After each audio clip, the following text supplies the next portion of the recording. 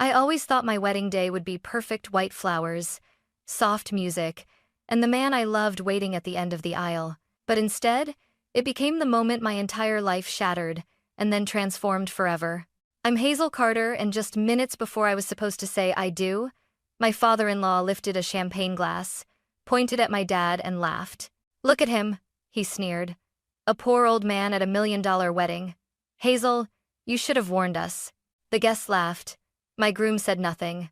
And my dad, my gentle, hard-working dad, just stood there with his eyes lowered, holding a small gift he made for me. In that instant, humiliation burned through me. But beneath it, something else stirred. Something sharp, something dangerous. Because the man they mocked, the poor old man they ridiculed, was hiding $1 billion secret that would soon flip their entire world upside down. I'm Hazel Carter, 27 years old, and I never imagined I'd end up marrying into a family like the Whitmores. My groom, Evan Whitmore, was the golden boy of our university, tall, charming, the kind of man everyone expected to end up with someone of equal wealth and status. Not a nurse from a modest neighborhood, not a girl raised by a single father who fixed cars for a living. But Evan loved me. Or at least, I thought he did. From the moment I met his parents, Richard and Meredith Whitmore, I felt a quiet chill under all their polished smiles. They spoke to me like I was a charity case. They spoke about my dad like he was background noise. Still, I ignored the warning signs, because I wanted to believe love was enough. On the morning of the wedding, my dad showed up earlier than everyone else. He wore the only suit he owned, dark gray, slightly frayed at the cuffs, pressed carefully by his own hands. His shoes were old but polished, and he held a tiny gift box against his chest as if it were fragile. "You look beautiful, Hazel," he whispered, eyes shining with pride. "Just like your mother used to." I nearly cried right then. But love and pride weren't the dominant emotions at this wedding. Judgment was. As soon as the Whitmore guests spotted him, I heard whispers. "Is that her father? He looks so ordinary. Did he walk here?" Even the wedding planner kept trying to move him to a corner, as if he were blocking the decor. Then Richard arrived. He didn't greet my dad. He didn't even look at him as a person. Instead, he scanned him up and down, smirked, and muttered to Evan loud enough for everyone around us to hear. "Your father-in-law looks like he came straight from a garage." Hot embarrassment crawled up my neck. My dad heard it. Of course he did. But he just smiled politely. That same tired smile he used whenever life pushed him around. Evan nudged my arm. "Just ignore it," he whispered. Ignore it? As if humiliation were a small inconvenience. I stood between the two worlds I belonged to. The world that raised me, humble and real, and the world I was about to marry into, glittering and cruel. And deep inside, I felt the first crack forming. A quiet warning. This wedding was never meant to be. The ceremony hadn't even started, yet the humiliation had already reached its peak. Guests were milling around, champagne glasses clinking, photographers flashing from every corner. I tried to steady my breathing, tried to focus on the vows I had practiced 100 times. But all I could see was my dad, standing alone near the back, clutching the tiny gift box like a lifeline. Then Richard cleared his throat loudly. I froze. He raised his champagne glass, tapping it for attention. "Ladies and gentlemen," he announced, "before we begin, I'd like to propose a little pre-ceremony toast." My stomach dropped. He pointed straight at my dad. "I just want to say, it's incredibly brave of Hazel's father to attend a luxury wedding while dressed like that." He laughed. "Really, sir, thrift store chic must be back in style." A wave of laughter rolled through the crowd. I felt my pulse hammering in my ears. My dad lowered his gaze, shoulders shrinking inward as if trying to disappear. "Dad?" I whispered, stepping toward him. Before I could reach him, Meredith leaned in toward her group of friends and said in a voice dripping with condescension, "Well, I suppose every wedding needs a charity guest. It adds realism." More laughter. Something snapped inside me. I stormed toward Richard. "Stop," I hissed. "Right now." He raised an eyebrow. "Excuse me? You're insulting my father." "Insulting?" Richard repeated mockingly. "I'm stating facts. Look at him, Hazel. This is $1 million wedding. And he shows up looking like Richard." My voice shook with rage. "Enough." My dad quickly stepped between us. "Hazel," he murmured, placing a trembling hand on my arm. Please, not today. Why not today? I shot back. You don't deserve this. But he shook his head. I'm fine. Only even given the life. Wade, he wasn't fine. I knew that. His eyes were glossy. His jaw clenched in pain. He was enduring this for me because he didn't want to ruin my wedding. Evan finally approached, looking irritated. Honey, please don't make a scene, he whispered. It's just a joke. A joke? I stared at him. That was your father mocking mine. Evan rubbed his forehead. Hazel, you know my parents have a certain humor. Just let it go. Let it go. That phrase again. I turned to look at my dad and the sight broke my heart. He was gripping the small gift box so tightly his knuckles had turned white. Richard chuckled. Honestly, Hazel, you should be grateful your father even showed up. I thought he'd be too busy fixing tires in whatever rundown shop he works at. My dad flinched. That was it. I stepped forward, voice trembling with fury. If you insult my dad one more time, Richard. He smirked. Or what, sweetheart? You'll cancel the wedding? A strange quiet filled my chest. A clarity. A realization that this wasn't just cruelty. This was a preview of my future. A future where my father was always going to be looked down on. A future where Evan would always choose silence. A future where I would be forced to swallow disrespect because I married into the wrong family. My voice dropped to a whisper. Don't tempt me. Richard laughed again, oblivious. But my dad looked at me with something new in his eyes. Not fear. Not shame.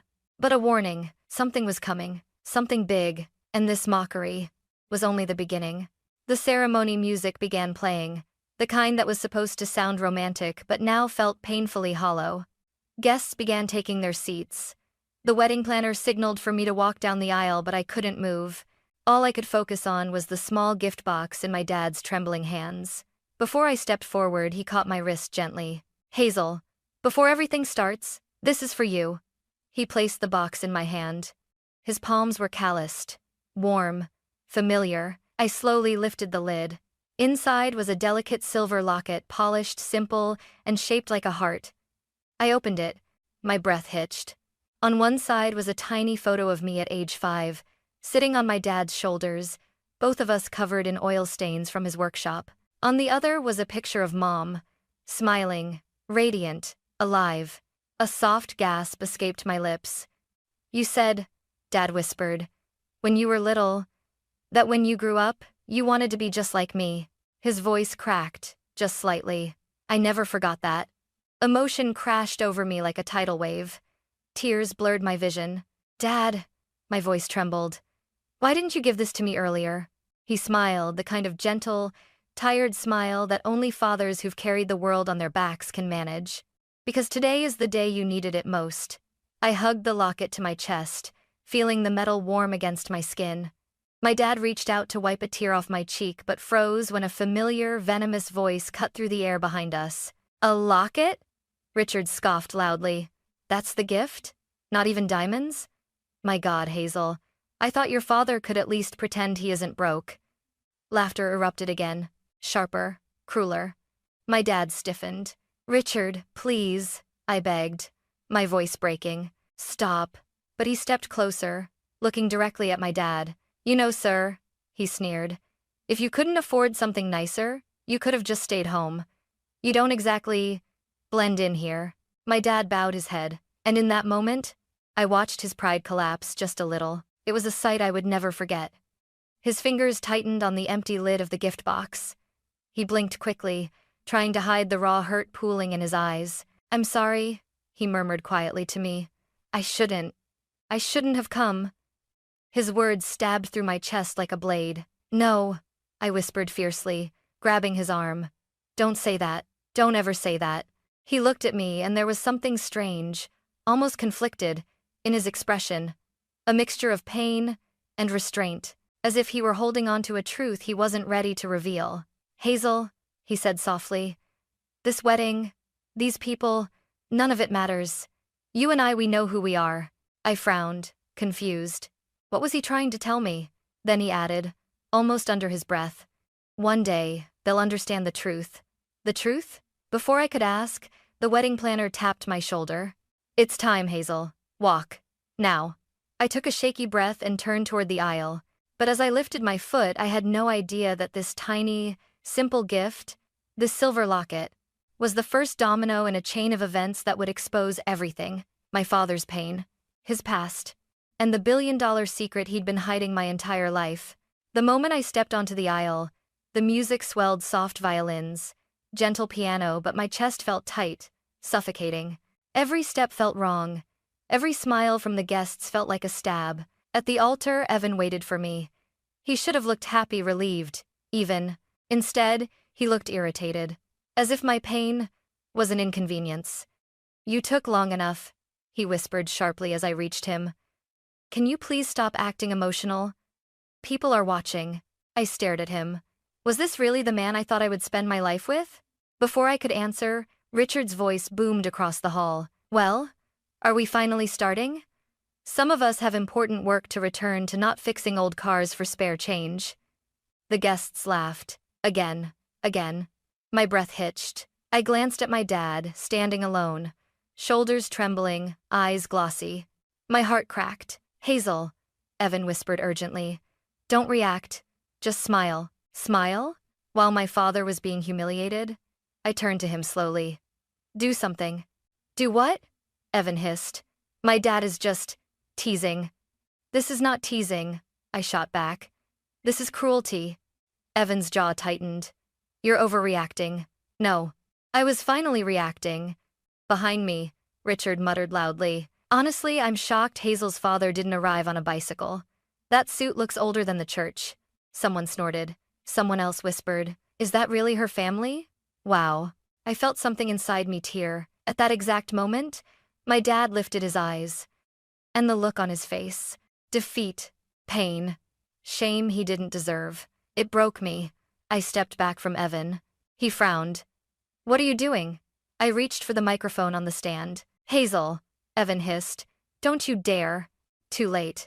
The mic screeched as I pulled it up. The hall fell silent. My voice came out shaking, but strong enough to echo through the room. "This wedding is off."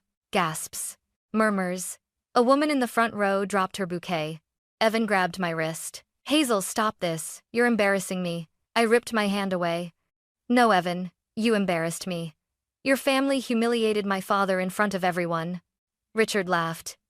"Oh, come on, are you really ending your wedding because of him?" I turned to face him fully. "Yes, because he raised me. Because he sacrificed everything for me. Because he is a better man than anyone in this room." The guests whispered. Some looked shocked, others ashamed. Meredith stepped forward. "This is childish, Hazel.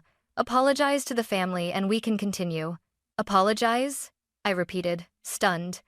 "To the people who mocked my dad for being poor?" Richard scoffed. "That's what he is, isn't he?" My voice shook with fury. "No. What he is decent, proud, honest. Everything your wealth could never buy." A ripple of shock shot through the room. Evan's face twisted. "Hazel, don't throw your future away over this." "My future?" I whispered. "My future is not with a man who watches his father bully mine and says nothing." Silence. Complete silence. Then came the final blow. From the back of the hall, my dad's voice, soft, trembling, rose above the quiet. "Honey, if you want this marriage, I'll stay. I'll take whatever they say. I don't want to ruin your happiness."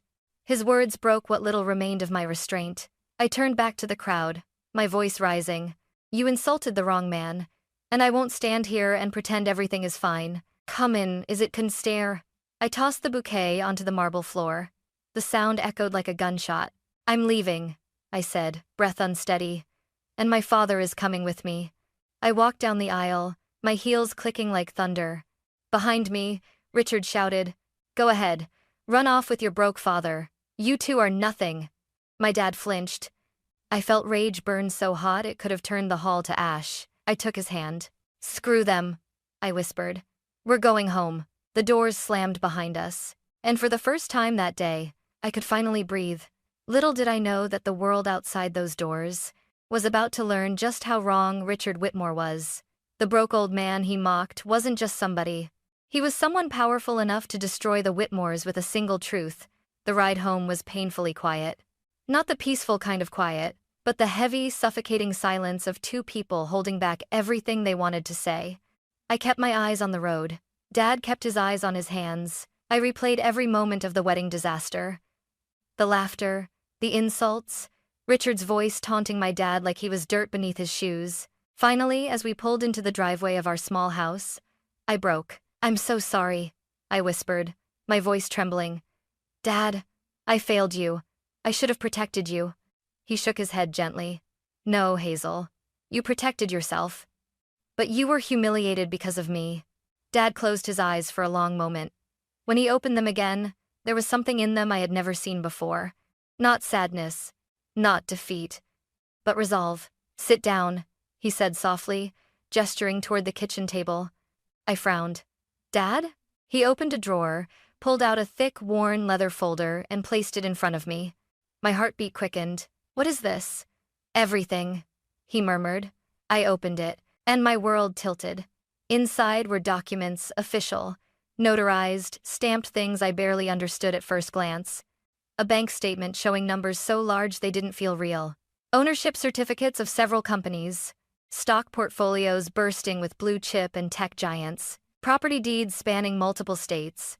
A valuation sheet listing an amount that made my breath catch in my throat. "Dad, this can't be real," I whispered.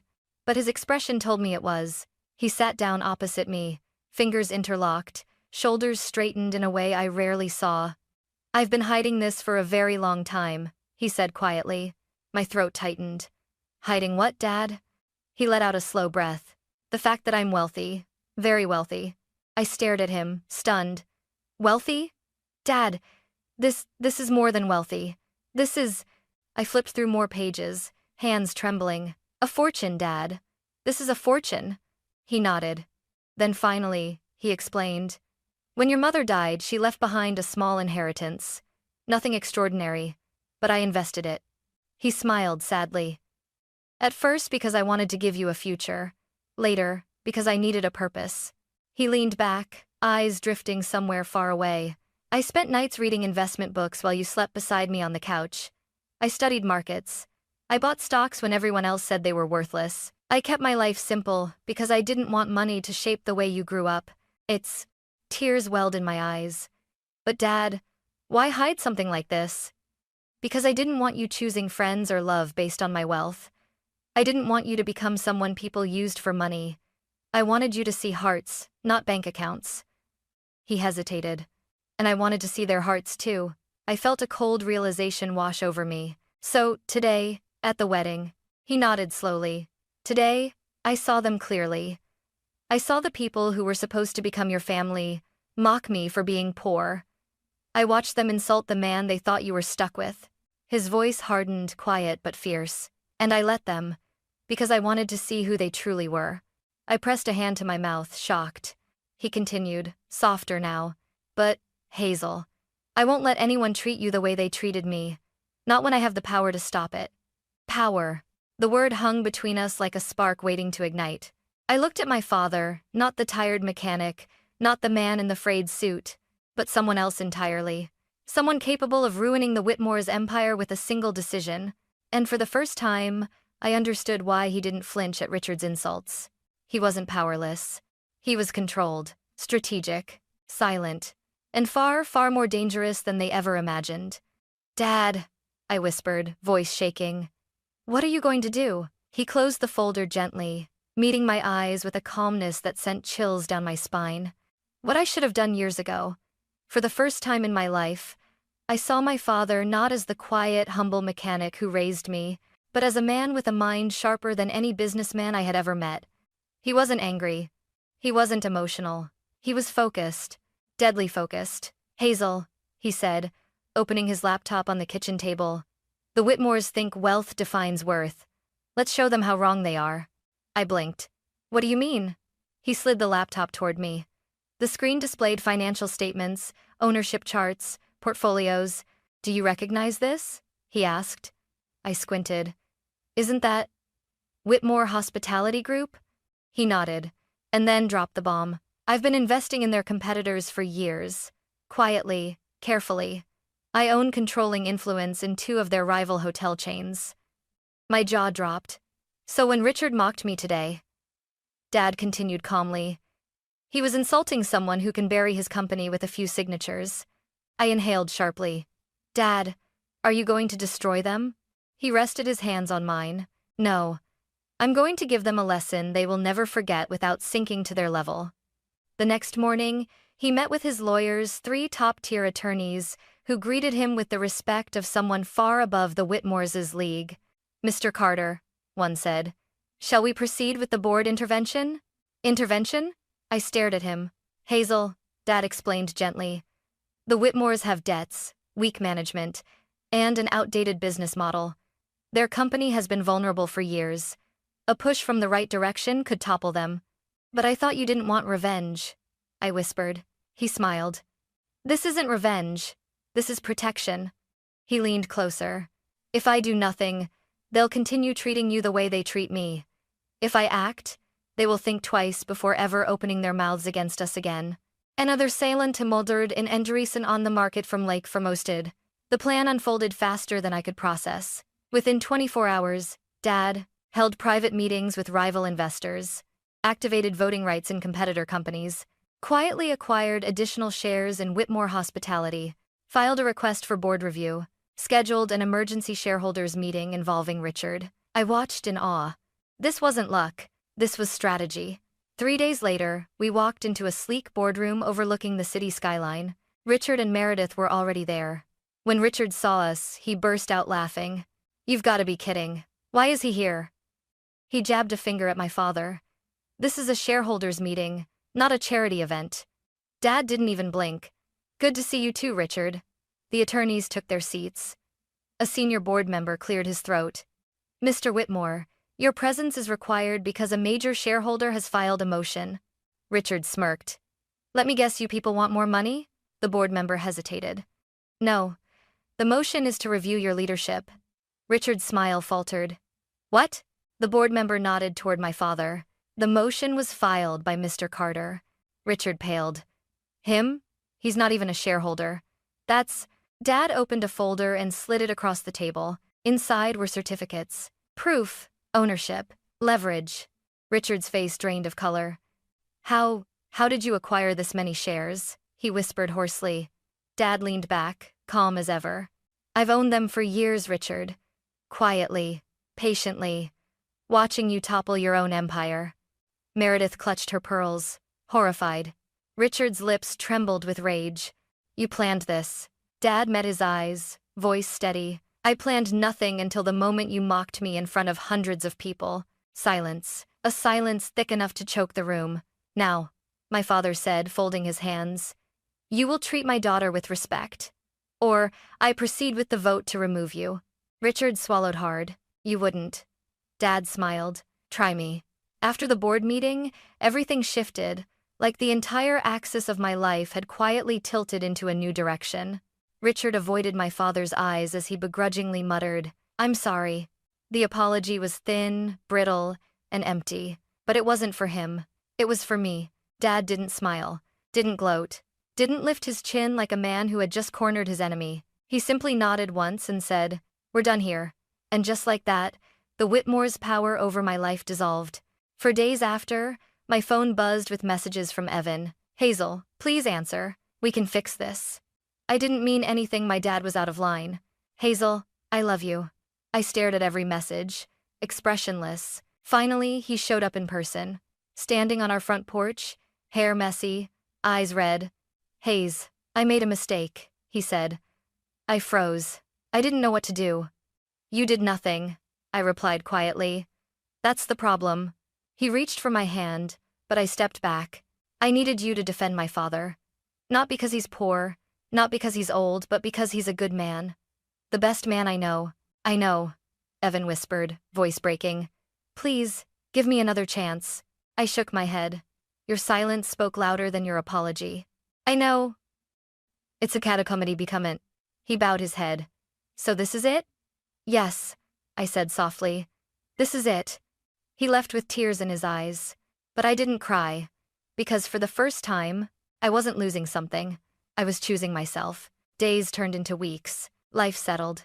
Dad and I spent quiet mornings drinking coffee, afternoons fixing things around the house, evenings talking about Mom, something we hadn't done in years. One night, as the sun dipped below the trees, he sat beside me on the porch and said, "You deserve someone who values your family, Hazel. Someone who's proud to stand beside you." I rested my head on his shoulder. "I don't know who that is yet," I whispered. "You will," he said. "And when you find him, he'll respect me because he respects you."